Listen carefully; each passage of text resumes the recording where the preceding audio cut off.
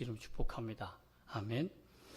제가 설교를 준비하다가 어떤 이런 문구를 봤습니다. 공동탑이 무너진다. 오늘 탑 얘기가 나오니까 또 공동탑에 대해서 저 궁금해지더라고요. 공동탑이 뭘까? 라고 찾아보니까 저는 이렇게 생각했어요. 공동탑이 무너진다.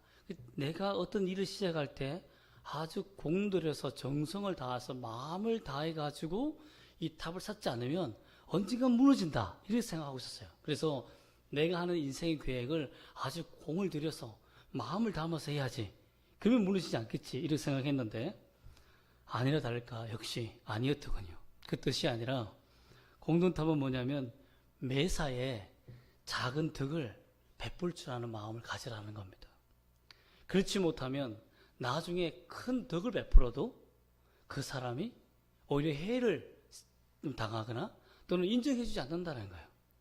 예를 들면 이런 거죠. 평소에 부부 사이가 좋고 또 서로 선물도 해주면서 이렇게 사귀면서 이렇게 해야 나중에 이벤트를 해도 사랑해서 해주는구나 이렇게 생각하는데 매번 이벤트만 하고 사랑을 안 해주면 나중에 큰 이벤트를 해줘도 감동이 안 된다는 거죠. 감동이 되는 사람도 있을 겁니다. 금액이 크면 클수록. 그러나 그렇지만 작은 정성이, 작은 배려와 사랑이 더 큰 사랑을 부어야만 메꿀 수 있는 틈을 메울 수 있다는 겁니다. 평소에 잘하자는 그런 의미인 거죠. 그러면서 제가 이걸 보면서 깨달은 것이 뭐냐면 어떻게 하면 우리가 하나님께 정성을 다하고 하나님의 은혜에 감사하며 살아갈 수 있는 삶이 될 수 있을까? 우리도 주님 앞에서 공동탑을 어떻게 쌓으면 될까?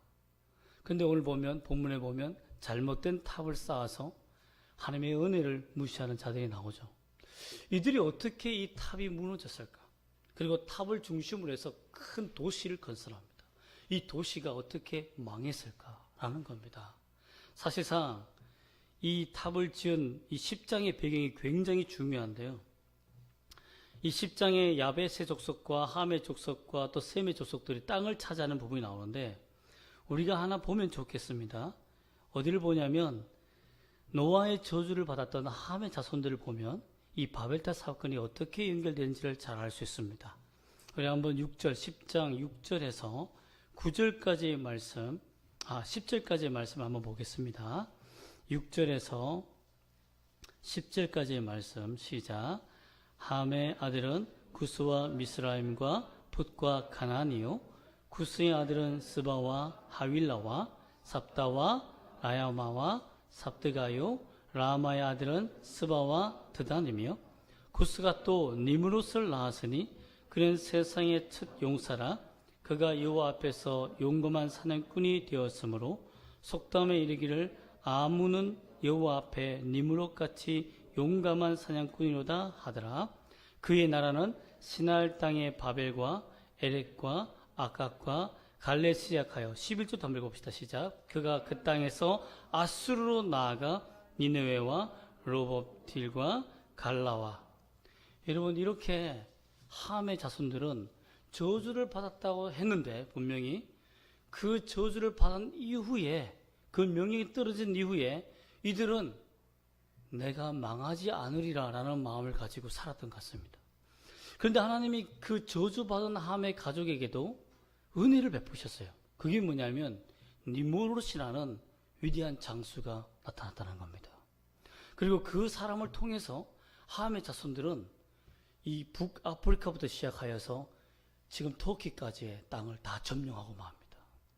그러니까 전쟁광이죠. 니므롯은 어떻게 보면 강한 용사지만 전쟁광으로서 그 도시와 활기를 펼쳤어요. 그리고 야벳은 유럽으로 셈은 사우디아라비아 쪽으로 땅이 갈라지게 되죠. 원래는 아수르도 셈 족속의 땅이었습니다. 그런데 이 함의 족속이 니므롯을 이끌어서 전쟁을 일으키고 다 쓸어버린 거예요. 다 차지해버린 거예요. 그리고는 오늘 탑을 샀습니다. 그리고 그 당시에는 언어가 물론 지역 방언도 있었지만 언어가 그의 뜻이 같고 또 문장 구조도 똑같기 때문에 말이 하나여서 아하면 오하고 달려갈 수 있는 거죠. 그래서 전쟁이 잘 된 거예요. 우리도 그런 유머가 있지 않습니까? 경상도 사람 군대에 전라도 사람이 편성하고 충청도 사람이 편성했더니 전쟁에서 다 경상도 사람 한 사람 낳고 전라도 사람 죽은 거예요. 그 이유를 조사 살펴보니까 총알이 날아올 때 수구리 했는데 못 알아듣고 고기 들다가 다 죽었다는 거죠. 그래서 수구리가 뭐냐라고 하니까 엎드리라는 말이다. 그래서 나중에 수구리라고 하면 엎드려라. 그래서 그 말을 듣고 갔는데 그 다음에 전쟁이 또 총탄이 날아오는데 아까 멘치로 하니까 또 못 알아듣고 죽었다는 거예요. 아까 멘치로가 뭐야? 조금 전에 말한 대로. 여러분 이렇게 소통이 안 돼서 다 죽었다는 거예요. 여러분 그렇습니다. 말이라는 것이 굉장히 중요해요. 서로가 하나 되게 만들고 또 지역 사람들마다 지역에 가서 그 시기 한마디 해도 친구가 되고 동료가 되고 참 세상 사람들도 지역 간의 그 방언과 또 사투리와 언어만 똑같아도 정말 놀라워요. 제가 외국에 있을 때도 그랬습니다. 지나가다가 한국말이 들리면 왜 이렇게 내 영어가 잘 들리는 거지? 했는데 알고 보니까 한국 사람인 거죠. 그런 것들 참 많아요. 참 토론 수업을 할 때는 외국 사람과 토론 수업할 때는 다 예습니다. 뭐 웬만한 반박할 것이 있어도 난 너에게 동의해 이럴 것이에요. 그리고 우리끼리 모여가서 그게 아니었지 않니? 이런 식으로 뒷북치는 게 참 많았죠. 언어라는 것이 그렇습니다. 그 사람들을 체계적으로 하나 되게 만들고 한 마음이 되게 만들고 전쟁했을 때 정말 하나가 되어서 전진할 수 있는 또 도시 건설을 해도 말이 하나니까 마음이 하나니까 얼마나 잘 됐겠습니까? 그리고 이런 생각도 있었던 것 같아요. 니무롯이라는 이 사람이 여호와 앞에서 강한 용사가 되었다라고 말씀하고 있는데 여호와 앞에서 강한 용사는 두 가지 의미가 있습니다. 첫 번째는 하나님이 인정한 사람이라는 거예요. 하나님의 은혜를 받은 사람이라는 거예요. 두 번째는 뭐냐면 그 앞에라는 말이 against, 대적하다는 말이 있다는 겁니다. 그래서 하나님과 대적한 자다. 그리고 어떻게 보면 이 두 가지를 병합해 보면 통합을 잘하는 사람이 있지 않습니까? 그 사람의 또 주석을 보면 이 사람이 처음에는 하나님의 은혜를 받고 강한 용사가 되고 하나님이 리더십을 주었고 그가 하는 말마다 굉장히 사람이 감동하고 죽으러 가자 이러면 죽으러 갔다는 거죠. 여러분 그런 사람 있지 않습니까? 참 우리 이수신 장군처럼 죽으러 가자 이러면 죽으러 가는 사람이 있고 어떤 사람 말을 해도 말을 하지 않는 사람이 있는데 참 하나님께서 그 말에 권세를 주셨다는 것이 굉장하죠. 그리고 전쟁에 능한 사람이어서 무술도 아하모 어하듯이 배우는 것이 너무 중요하죠. 참 요즘 애들 보면 현민이를 보면 저와 다른 게 뭐냐면 혼자서 춤을 열심히 연습해요. 뭔가 이 어설픈 춤을 연습하다가 어느 순간에 춤을 잘 추더라고요. 물론 여러분 보시기에는 이렇게 할 수도 있겠지만 저보다는 확실히 낫더라고요. 그렇게 뭘 보면 쉽게 터득하는 사람 마찬가지입니다. 무술도요. 이 칼 쓰는 사람들도 뭘 보면 탁 이렇게 인지가 되고 쉽게 근육이 움직이는 게 중요하거든요. 하나님께서 그렇게 은혜를 주었지만 그가 점점 강해짐으로 말미암아 어떤 마음이 들었을까요? 교만한 마음이 들었다는 거죠. 우리 가족들을 다 저주했어? 그 저주한 사람이 누구예요? 하나님이에요? 절대 우리는 저주를 망하지 않을 거야. 하나님은 강력한 반발심이 생겼던 것 같아요. 그래서 그는 탑을 중심으로 해서 거대한 도시를 건설하려고 합니다. 여러분 이렇게 그 도시를 건설하면 망하겠습니까? 절대 망하지 않죠. 왜 그렇습니까? 자신의 형제들도 몰아낼 만큼 강력한 군대를 가졌어요. 땅뿐만 아니라 자원뿐만 아니라 모든 사람이 니무롯 앞에서 복종하며 그의 말을 따르며 그의 전쟁에 다 동참하는 겁니다.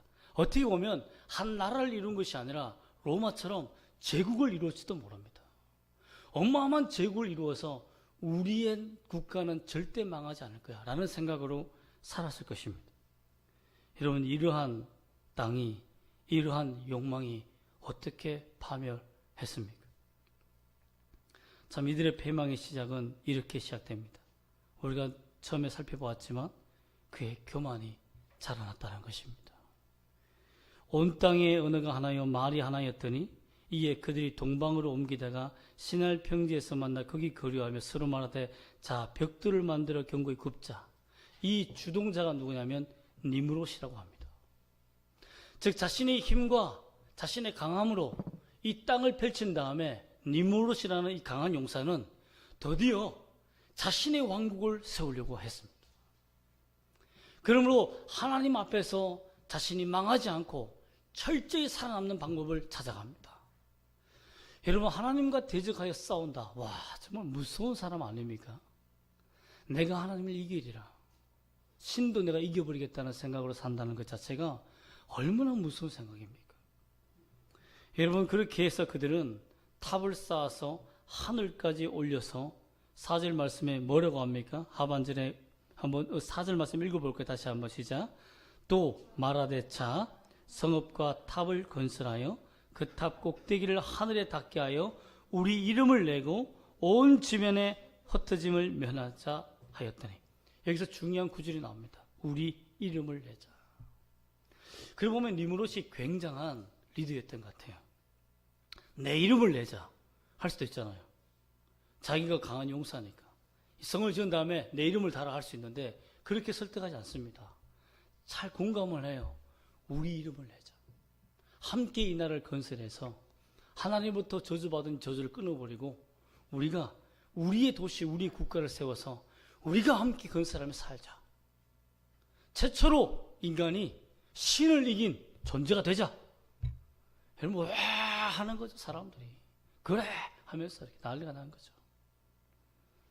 여러분, 그들은 이 니므롯의 말, 정말 이 주동자의 말을 듣고 시대를 바꿔보고 싶었을 것입니다. 그러나 그 교만이 결국은 그들로 하여금 파괴의 문을 여는 길이 됐다는 걸 몰랐다는 거죠. 여러분, 원래 이 바벨이라는 이름이요, 바벨탑 사건이 하지만 바벨이라는 이름이 신의 문이라는 뜻입니다. 신의 문. 수메르 언어로 신의 문이라는 뜻이에요. 그렇기 때문에 이 니므롯과 이 바벨 지역에 있는 사람들은, 이 지역에 있는 사람들이 이 탑을, 바벨 지역에 탑을 쌓았던 이유가 여기가 구원의 문이다라는 겁니다. 야, 우리 도시가, 여기가 신의 문이야. 신이 존재하는 곳이야. 그 말은 뭡니까? 우리가 신이다 이겁니다. 우리가 신이다. 이 세상에 어떤 신도 없다. 우리가 신이다. 우리가 신적 존재다. 우리나라를 통해서, 우리의 제국을 통해서 구원이 선포되어진다. 우리나라에 소속된 백성이 바로 구원받는 종족이 된다. 이렇게 생각한 거예요. 그러므로 바벨이라는 이름은, 신의 문이라는 이 이름은 구원의 문과 같다는 것입니다. 이렇게 교만해지고 교만해서 땅을 쌓아 올라갈 때에 누가 오십니까? 5절 말씀에 한번 읽어볼까요? 시작. 여호와께서 사람들이 건설하는 그 성읍과 탑을 보려고 내려오셨더라. 이 말은 뭐죠? 꼭 우리 건축하는 사람도 많이 있는데 건축을 하면 꼭 누가 내려옵니까? 감리사가 내려옵니다. 내려와요. 하나님께서 감독하기 위해서 내려왔다는 거죠. 쉽게 말하면 자신들이 이 성을 짓고 감독하고 체계를 세워서 니므롯은, 또 거기 있는 사람들은, 가나안 함의 후손들은 우리가 이 성을 짓는다고 생각했지만 그 모든 과정을 보고 계신 분이 누구다? 하나님이다라는 거죠. 그래서 하나님의 저울 심판의 추에 저울에 달아보고자 그들에게 내려온 것입니다. 하나님이 보고 계셨다는 겁니다. 즉 그들이 파멸한 것은 하나님의 은혜를 잊어버리고 교만함으로 말미암아 도시를 지은 것과 하나님을 대적함으로 말미암아서 끝까지 하나님을 대항한 것과 또 하나님이 그들을 보고 계셨다는 것이 치명타였다는 겁니다. 여러분, 우리는 하나님이 우리의 인생을 보고 계신다는 것을 잊어버리면 안 됩니다. 내 하는 말, 내 하는 생각, 내 하는 행동을 하나님은 지켜보고 계신다. 보고 계신다. 그러면 우리가 어떻게 행동하고 말해야 될지를 분명히 우리가 생각하며 살아야 됩니다. 정말 우리가 보면 이 하나님이 처음 내려왔을 때 어떤 마음이었을까요? 아, 탑이 아름답다. 너무 좋아 보인다. 야, 어떻게 이렇게 만드니? 라는 겁니까? 그 탑을 짓기 위해서 정말 그 역청과 돌과 모아서 만드는 그 기술들, 온갖 재능과 기술들 다 모아서 세계의 천재라는 천재적인 사람들 다 모아서 그 지금 탑을 쌓고 있지 않습니까? 야, 이런 공법이 있었어? 정말 놀랍다. 칭찬하러 왔겠습니까? 아닙니다. 하나님은 그들의 마음을 보셨다는 겁니다. 그들이 나를 대적하는 것을 보셨다는 거죠. 오늘날 여러분, 우리 교회가 그렇습니다. 교회가 사람의 숫자가 많아지면 건축을 좀 해볼까라는 생각이 듭니다. 물론 필요한 만큼은 중요하죠. 그러나 너무 웅장하고 어리어리하여서 정말 거대한 그 영광이 꼭 성전에 그 건축물이 있는 것처럼 착각할 만큼 그렇게 지어서는 안 된다는 거죠. 그게 뭡니까? 하나님이 보셨을 때 정말 건물이 아름다워서 성령이 강하게 임하실까요? 아닙니다. 그 안에 있는 그 알곡들, 정말 하나님의 성도들이 얼마나 많느냐에 따라서 그 건물의 가치가 달라지는 거 아닙니까? 마찬가지입니다. 아무리 초라하고 어려워도 그 안에 있는 성도들이 알곡이라면, 정말 진심으로 성도라면 하나님이 그 성전의 지성소를 기뻐하지 않겠습니까? 성전은 우리 몸이잖아요. 그렇기 때문에 여러분, 우리가 하나님께 아름다운 존재가 되기 위해서 우리의 영적인 신앙 상태를 가꾸는 것이 중요해요. 우리의 답은 바로 성전입니다. 하나님을 향한 성전이 되어야 하는 거죠. 하나님께서 세 번째로 보면 그들에게 완전히 막아버린 것이 뭐냐면 그들의 언어 체계를 바꿔버렸다는 겁니다. 7절 말씀 읽어볼까요? 시작. 우리가 내려가서 거기서 그들의 언어를 혼잡하게 하여 그들이 서로 알아듣지 못하게 하자 하시고. 언어학자들이 조사를 해봤습니다. 우리 언어가 완전히 다른 것인가? 아닙니다. 명사, 그러니까 팔품사라고 우리 영어 배우지 않습니까? 명사, 동사, 형용사 다 똑같아요. 그런 품사는 절대 바뀌지 않았습니다. 단어와, 즉 단어의 품사의 성질은 안 바뀌었는데 뭐가 바뀌었죠? 첫 번째 바뀐 것은 어순이 바뀌어버렸어요. 어순만 싹 바꿨어요. 그 다음, 어떤 사람은 단어의 뜻을 완전히 다른 말로 해야 되는 말의 그 의미를, 소리를 바꿔버리고 체계를 바꿨지 품사는 다 똑같습니다. 명사, 형용사 다 똑같아요.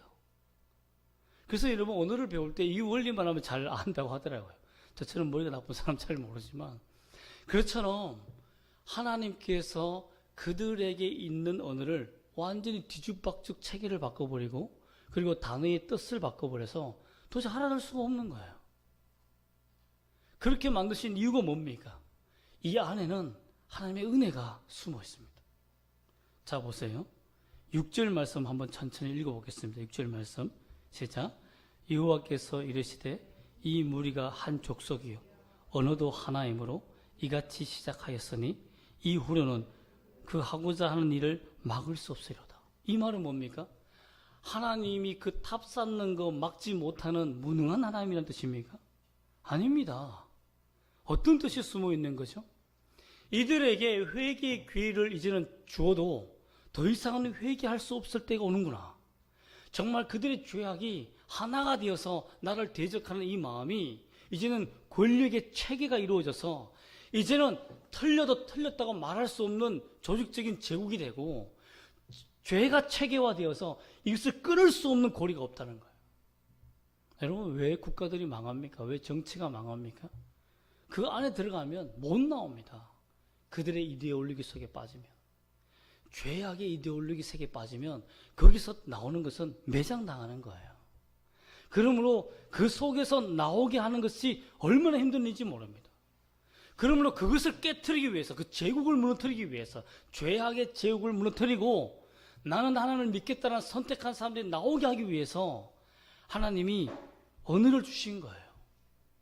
수많은 언어를 주신 겁니다. 그리고 언어의 기본적으로 우리가 터득한 것은 시험 쳐서 대학 떨어져라고 어렵게 시험 언어를 준 것이 아니라, 말기 못 알아들으라고 준 것이 아니라 너희의 언어로 말미암아서 너희가 다시는 서로 연합하여 죄의 국가를 만들지 못하게 하기 위해 하나님이 각 나라 각 사람들에게 구원의 은혜의 기회를 주기 위해 언어를 주신 거예요. 그러므로 우리가 서로 하나가 되어서 죄악을 범하는 일을 막을 수 있게 하자, 이 말입니다. 더 이상은 노아의 언약을 어길 수 없잖아요. 하나님은 노아의 언약을 기억한 거죠. 만약에 이대로 나가면 어떻게 됩니까? 다시 쓸어버려야 되는 거예요. 제2차 인구 대멸종이 와야 되는 거죠. 그러므로 이 지구를 다시 한번 갈아엎고 다시 만든다. 여러분, 하나님 입장에서도 얼마나 가슴이 아프겠습니까? 그러니 그 약속도 지켜야 되고 이 민족도 살려야 되고 회개의 기회도 주어야 되니까 그 언어를 혼잡하게 만든 겁니다. 결국 언어의 혼잡은 하나님의 가장 최대의 은혜를 베푸신 겁니다. 그러면 여러분 언어를 배울 때도 하나님이 은혜로 주셨구나 라는 것을 알고 열심히 배우기를 바랍니다. 여러분 하나님께서는 3일 그리고 또 놀라운 뜻이 숨어져 있는데요. 7절 말씀의 초반절을 보면 제가 읽어드리겠습니다. 우리가 내려가서라고 되어 있습니다. 우리가 내려가서 거기서 그들의 언어를 혼잡하게 하자. 삼위일체 하나님의 연합이 나옵니다. 위에는 어떤 대구절이 나옵니까? 대구절이 나옵니까? 4절에 4절과 7절은 서로 반대되는 구절인데요. 4절은 우리 이름을 내자. 인간들이 우리 이름을 내자. 즉 교만과 우상으로 자기가 신이 되려고 하는 잘못된 연합을 말하고 있다면 밑에 아래는 우리가 이들에게 언어를 혼잡하여 은혜를 베풀 수 있는 기회를 주자. 회개하여 돌이킬 수 있는 방법을 찾아내자는 참된 하나님의 사랑의 연합이 여기에 숨어 있다는 것입니다. 그러므로 그들에게 하나님의 최고의 사랑을 삼위일체 하나님이 연합하여 주셨다는 거예요. 이것이 바벨탑 사건입니다. 그러므로 8절에 있는 말씀이 복입니다. 한번 읽어볼까요? 시작. 여호와께서 거기서 그들을 온 지면에 흩으셨으므로 그들이 그 도시를 건설하기를 거쳤더라. 탑이 문제가 아니었어요. 죄악의 도시. 여러분 거대하면 뭐합니까? 국가를 이루면 뭐해요? 잘 살면 뭐해요? 자신의 그 집과 도성과 모든 나라가 죄악으로 관영하다면 결국 망할 그 나라가 뭐가 그렇게 귀합니까? 그렇습니다. 여러분 제가 여러 번 얘기했지만 유대교는 우리는 선택받은 민족이야. 우리는 태어나서 다 구원받았어. 이렇게 까불다가 망했습니다. 그리고 그것이 초기에는 가톨릭으로 넘어갔죠. 가톨릭도 그랬습니다. 우리 위에는 구원이 없다. 그렇게 하다가 그들도 망했습니다. 개신교가 나왔어요. 여러분 우리 개신교도요. 교만하고 타락하고 부패하면 다른 하나님의 믿음의 역사 나올 수 있습니다. 영원하지 않습니다. 우린 개신교, 이거면 교리니까 가톨릭은 교리가 처음부터 틀렸습니까? 아닙니다. 우리의 부패가 우리의 종교를 타락시킬 수 있습니다. 새로운 거 만들 수 있습니다. 그렇다고 이단이 나오는 건 아니지만 정말 진리를 향하여서 몸부림치는 사람들이 나오게 되어 있다는 겁니다. 그러므로 무엇이 복입니까? 온 지면에 흩어지는 것이 복이라는 겁니다. 서로 모여서 죄악을 짓지 않는 것이 복이라는 거예요. 이 말을 내가 세상에 살면서 죄악에 많은 친구들을 두어서 도움을 받고 죄악에 많은 권력 있는 자들 밑에 숨어서 그 권력을 통해서 내가 이익을 얻는 것보다 차라리 외로이 혼자 사는 것이 더 낫다는 거예요.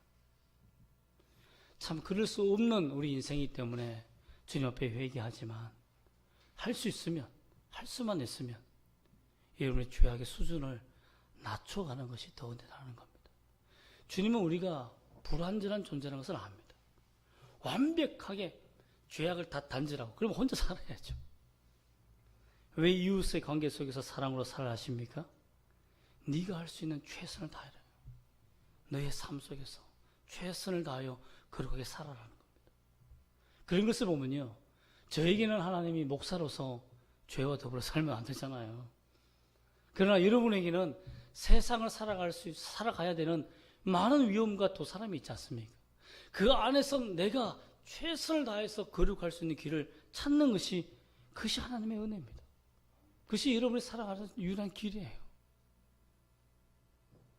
나의 도시를 건설하지 말고 나의 문을 만들지 말고 주님의 구원의 문에 오히려 내가 동참하고 들어가는 여러분 되시기를 소망합니다.